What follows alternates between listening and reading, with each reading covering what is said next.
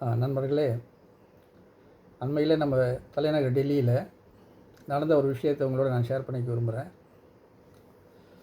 ஏன்னா ரொம்ப விவாதிக்கப்படாத ஒரு செய்தியாக அது இருந்துருச்சு தமிழ்நாட்டில். அது குறிப்பாக தமிழ்நாட்டில் நாட்டினுடைய வடப்பகுதி எல்லாமே பேசப்பட்டது. அது இதில் நம்ம கவனிக்க வேண்டிய விஷயங்கள் என்ன, நாம் எப்படி நடந்து கொள்ளணும்னு சொல்லிட்டு எல்லா சமுதாய மக்களுக்கான ஒரு கருத்தாகவே இதை நான் பரிமாறிக்கொள்ள நினைக்கிறேன். டெல்லியில் நீங்கள் கேள்விப்பட்டிருப்பீங்க, உத்தம் நகர்னு ஒரு பகுதி. அந்த பகுதியில் ஓரளவுக்கு கணிசமான அளவுக்கு முஸ்லீம் வாழ்ந்துட்டு இருக்காங்க. அங்கே இருக்கிற ஒரு தனிநபர் ஒருவருக்கு, அதாவது ஒரு குடும்பத்துக்கும் இன்னொரு குடும்பத்துக்கும்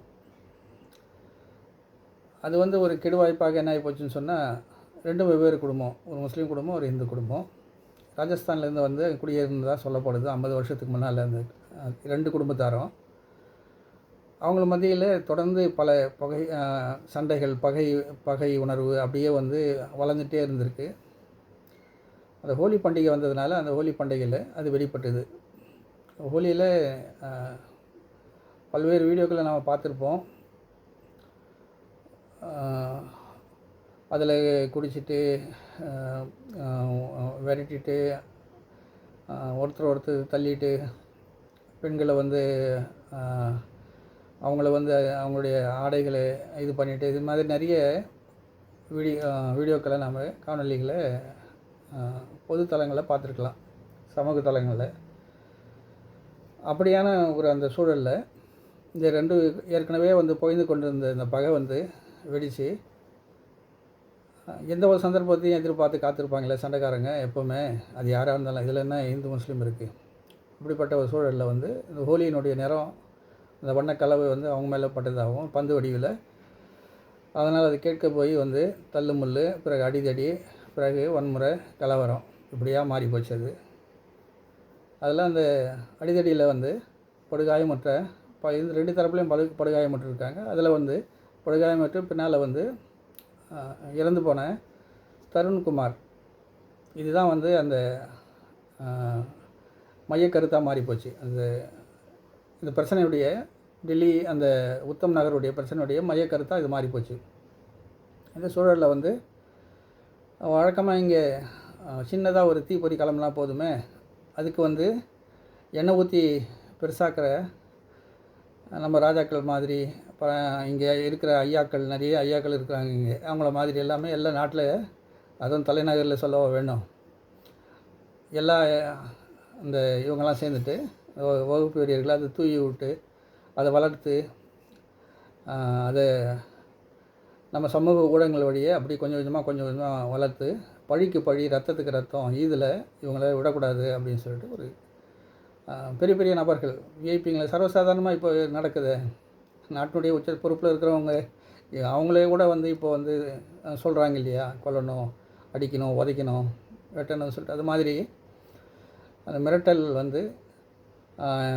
பெரிய அளவாக பய உணர்வை உருவாக்கி, ஒரு கிளியை உருவாக்கி முஸ்லீம் மத்தியில் ஈதுனாவே ஏதோ பெரிய கலவரம் நடக்க போகுதுன்னு சொல்லிட்டு பதட்டம் அடைஞ்சவங்க, அன்றாடம் எந்த நேரம் என்ன நடக்குன்னு சொல்லிட்டு தெரியாமல் இருந்துட்டவங்க. அதில் சில பேர் கொஞ்சம் நமக்கு வேண்டாம், இதை தொல்லையே வேணாம், நம்ம இங்கே இந்த ஊரை விட்டு ஓடிடுவோம்னு சொல்லிட்டு உத்தம் நகர்லேருந்து பல பேர் குடும்பமாக காலி பண்ணிட்டு போன சம்பவங்கள்லாம் நிகழ்ந்திருக்கு. இது இப்போ ரொம்ப பேசப்படலை. இது பேசி பெரிதாக விரும்பாட்டி இதில் பின்னால் ஒரு பெரிய சூழ்ச்சி இருக்குது. இந்த சூழ்ச்சியை எல்லாரும் புரிஞ்சுக்கணும், எல்லா மனிதர்களும் புரிஞ்சுக்கணும். அதுக்காக தான் இந்த நிலையில் ஒரு பீதி, ஒரு கலவரத்தோடு இருக்க விரும்பாதவங்க எல்லாம் அங்கேருந்து கிளம்பிட்டாங்க. இந்த தருண்குமார் அந்த இறந்து போயிட்டார் இல்லையா, அந்த தருண்குமாருடைய அந்த சம்பவத்துக்கு காரணமான அந்த வீடு உடனடியாக முஸ்லீம் வீடு உடனடியாக அந்த பகுதி இடிக்கப்படுது. புல்டோசர்னால இப்போ தீர்ப்பு தானே.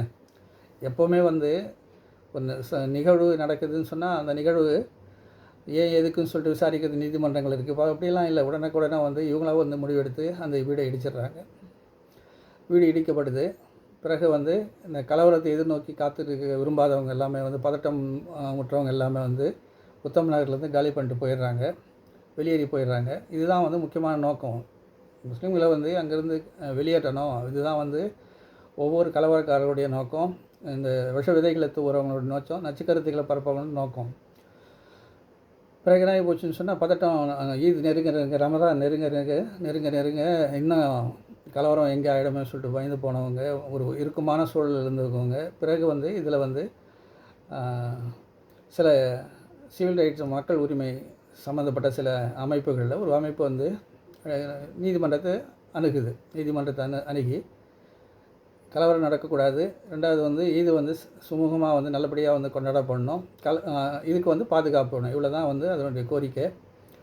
இதெல்லாம் அதுக்கான அடுக்கடுக்கான யார் யார் வந்து என்ன வன்முறையை தூண்டுற பேச்சுக்கள், எங்கெங்கே என்னென்ன ஆதாரங்கள் இருந்தோ அத்தனை ஆதாரங்களையும் வகுப்புவாதிகளுடைய அந்த ஆதாரங்களை திரட்டி நீதிமன்றத்தில் தெளிவாக சமர்ப்பிச்சிட்டாங்க. பிறகு நீதிமன்றம் ஒரு தலையிட்டு சுமூகமாக அந்த இது நடக்கிறதுக்கான அந்த பண்டிகை நடக்கிறதுக்கான மொத்த காவல்துறையினுடைய பாதுகாப்பும் அது என்னென்ன நடவடிக்கையோ சட்ட ஒழுங்கு பாதுகாப்பான நடவடிக்கைகளை அதை அவங்க பண்ணாங்க.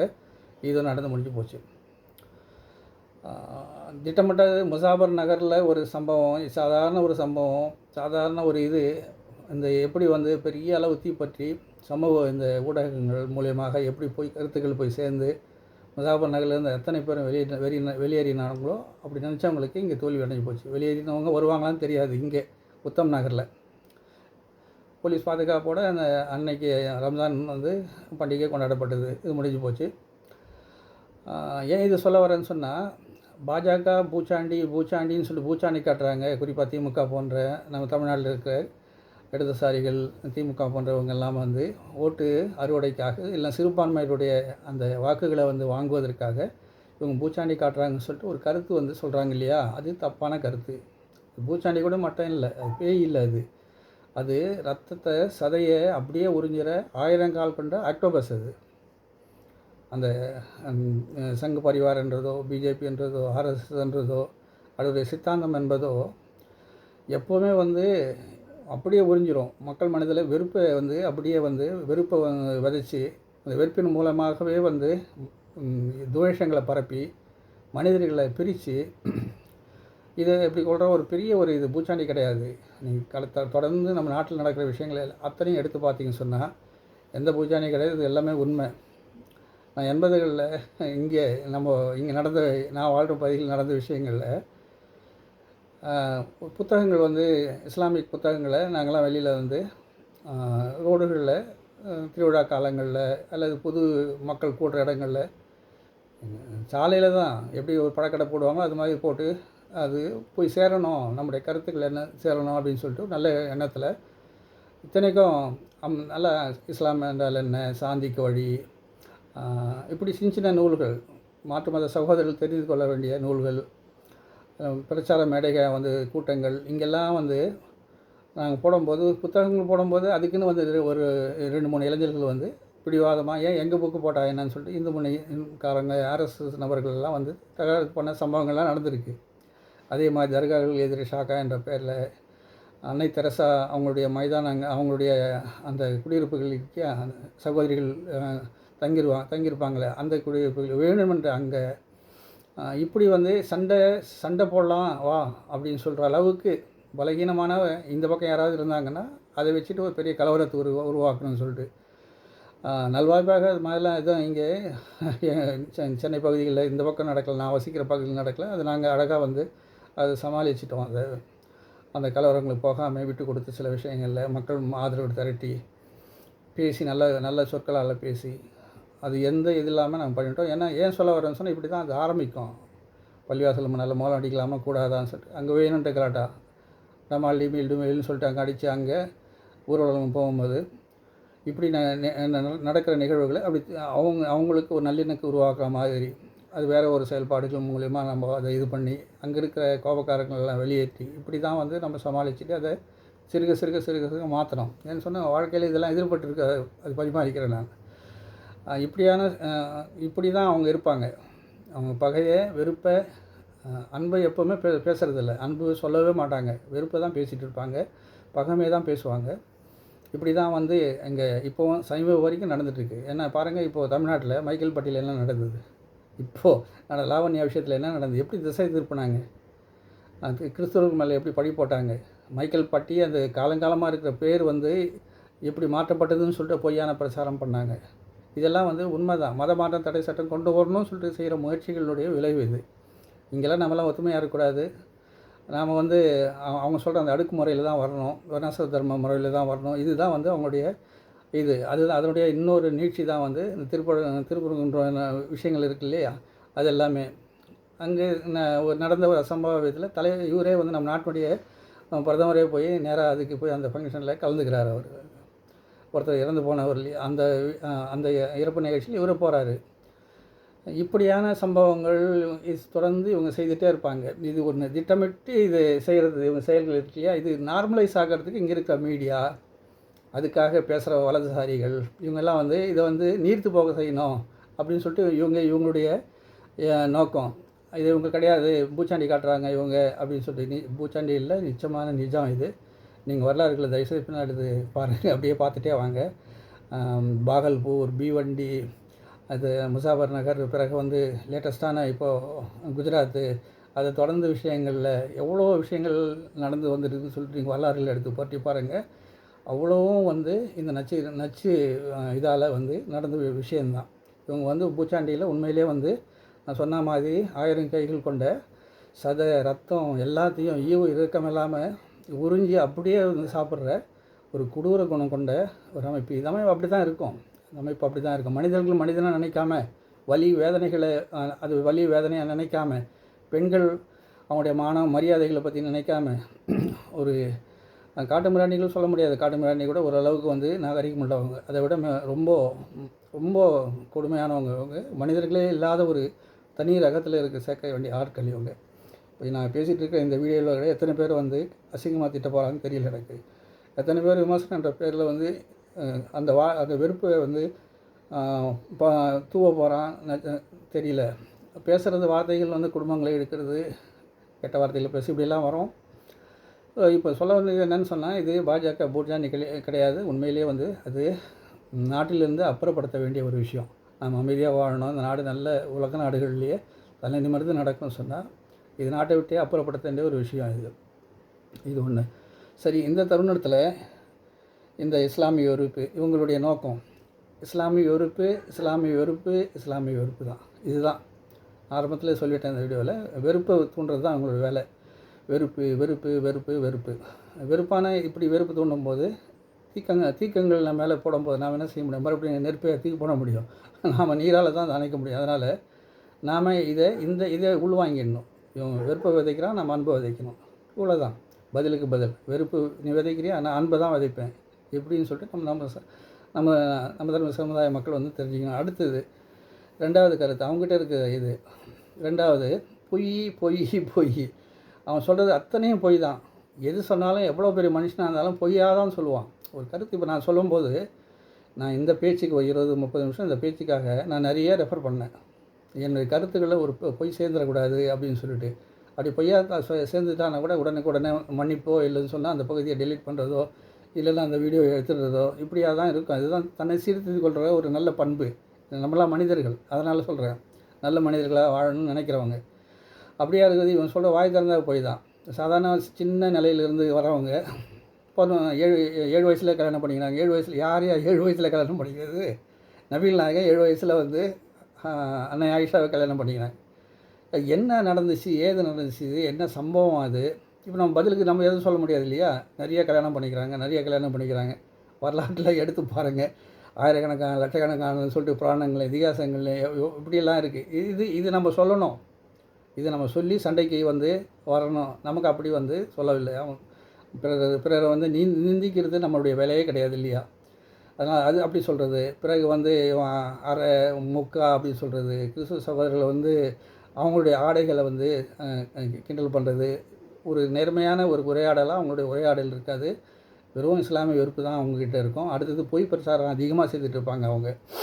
அடுத்தது இதெல்லாம் கொண்டு போகிறதுக்கு பிரச்சார சாதனங்களை பயன்படுத்திப்பாங்க அவங்ககிட்ட இருக்க மீடியா. எத்தனை மீடியா, பிரிண்ட்டு, விஷுவல் மீடியா இப்போ வந்துடுச்சு. இப்போ சமூக ஊடகங்கள் எல்லாத்துலேயும் வந்து குரூப்பாக தௌசண்ட்ஸாக லட்சக்கணக்காக அப்படி தான் வந்து முசாஃபர் நகர் ஒன்றுமே இல்லாத முசாஃபர் நகர் கலாட்டாவும் முஸ்லீம்கள் அனைவரும் வெளியேறிய விஷயம். இது நான் பத்திரிகையில் எழுதியிருக்கிறேன், நேரடியாக ரிப்போர்ட் எடுத்து எழுதியிருக்கிறேன் நான் அதை.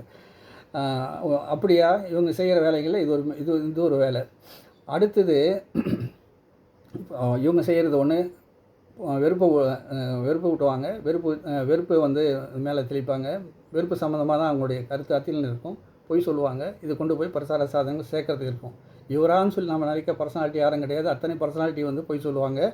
இந்த அப்புறம் வெறுப்பு தான் பேசுவாங்க. வெறுப்பு பிரச்சாரம் தான் பண்ணுவாங்க.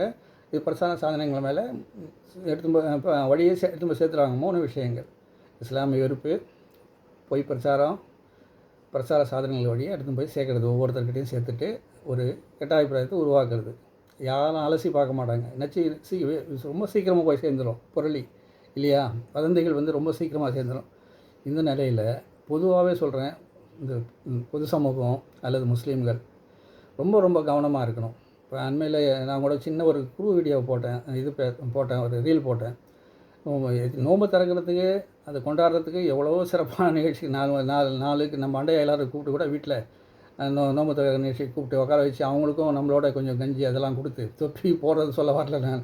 நம்ம அண்டையெல்லாம் நம்ம அன்றாடம் பழகிற நம்முடைய பக்கத்து வீட்டுக்காரங்க, எதிர் வீட்டுக்காரங்க, நம்ம தெருவாசிங்க, நம்மளால் முடிஞ்சது உட்கார வச்சு கூப்பிட்டு அவங்களுக்கு நம்ம நல்லா விருந்து கொடுக்குறது, நம்ம பேசுகிறது, அவரை பேச விடுறது, நம்ம கருத்துக்களை சொல்கிறது, கிஃப்ட்டுகளை கொடுக்குறது, இதை செய்யாமல் இஃப்தார்ன்ற பேரில் கங்கை நதியில் போயிட்டு திறப்பானா, நோன்பு திறப்பானா, திறந்தாலும் சும்மா இல்லாமல் அது ஒரு வீடியோ எடுப்பானா, சரி சாப்பிட்டது கீழே போடுவானா, எப்போ போடுறது துப்புறதும் இல்லை கழிவுகளை தூக்கி தெருவில் பொது இடங்களில் போடுறதும் வந்து இதெல்லாம் தடுக்கப்பட்டது. இது வந்து இஸ்லாமிய பண்புகளே வராது. இது துப்புறது வந்து பண்பாக வராது. பாதையை அசுத்தப்படுத்துறது இல்லை வந்து கழிவு பொருட்களை வந்து பொது இடங்களில் போகிறது வந்து இஸ்லாமிய ஒரு பண்புக்கே வராது. இதெல்லாம் வந்து தடுக்கப்பட்டது. ஒரு விதத்தில் தடுக்கப்பட்டது வைங்களேன். வலியுறுத்தி சொல்லப்படாத கூட இதெல்லாம் வந்து மேனர்ஸில் வரும்.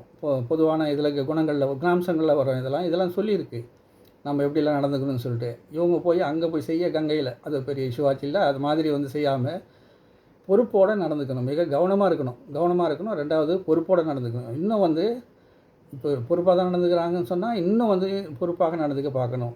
3 விஷயங்களை வந்து அவங்க செய்கிறத இந்த பூச்சாண்டி இல்லாத இந்த 1000 கரங்கள் கொண்ட இந்த ஆக்டோபஸ் செய்கிற 3 விஷயம்: வெறுப்பு உருவாக்குவாங்க, பொய் சொல்லுவாங்க, பிரச்சார சாதனங்களில் கொண்டு போய் சேர்ப்பாங்க. இப்போ அதுக்கு பதிலடியாக நாம் செய்ய 3 விஷயங்கள் என்னென்னா மிக கவனமாக இருந்துக்கணும். அடுத்தது ஒன்று, இன்னும் பொறுப்பாக நடந்துக்கணும். 3வது மிக முக்கியமானது, நாம் வந்து நம்முடைய பர்சனாலிட்டியை இன்னும் மேலே டெவலப் பண்ணிகிட்டே போகணும். மேலே இன்னும் நம்ம பண்புகளை வந்து இன்னும் உயர்த்திட்டு நம்ம கொண்டு போனால் தான் வந்து நல்ல மனிதர்களாக வாழ்கிறதுக்கான அனைத்து விஷயங்களும் நாம் செய்துகிட்டே இருக்கணும். இதுதான் வந்து நமக்கு இது நிரந்தர தீர்வாக இருக்க முடியும். அதனால் டெல்லி அந்த உத்தம் நகரில் இதுதான் நடந்துச்சு. இதனுடைய விளைவுகள் இது. நாம் நடந்து கொள்ள வேண்டிய, கவனமாக இருக்க வேண்டிய விஷயங்களை நாம் இந்த காணொலியில் உங்களோட பகிர்ந்துட்டு இருக்கேன். மீண்டும் என்னுடைய கோரிக்கை உங்களுக்கு, அழகான முறையில் நீங்கள் உரையாடுங்க, உங்களுடைய பின்னூட்டங்களை போடுங்க, நாம் பேசுவோம். எந்த கருத்து இருந்தாலும் நீங்கள் பேசலாம். யாரும் வந்து இங்கே எதுக்கும் தடை இல்லை. ஆனால் எந்த கெட்ட வார்த்தைகளை தயவுசெய்து பயன்படுத்த வேண்டாம். அது யாராக இருந்தாலும் சரின்னு சொல்லிட்டு நான் கேட்டுக்கிறேன். நன்றி நண்பர்களே. இறைவன் நாடினால் இன்னொரு காணொலியில் நம்ம சந்திப்போம்.